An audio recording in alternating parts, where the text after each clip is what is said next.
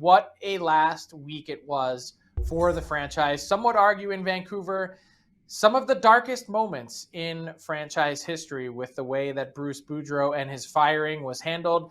The worst kept secret in pro sports. Rick Tocchet takes over as the 21st head coach in franchise history. Mike, I want you to give me one word of how to best describe what's unraveled in Vancouver. Circus. Just an absolute circus, man. To leave a guy like Boudreau hanging in the wind for the better part of 2 months. I mean, he was like taking a slow motion walk down the plank for that period of time after Rutherford threw him under the bus and just kept going over him in the comments to the media back then. And it was pretty clear that Boudreau wasn't the guy that they wanted to be their head coach. And now, it comes out 2 months later, you make the change, you go to Rick Tocchet, and all the writing had been on the wall forever. And the team turns around and just says, well, you know what? We didn't cause all this speculation.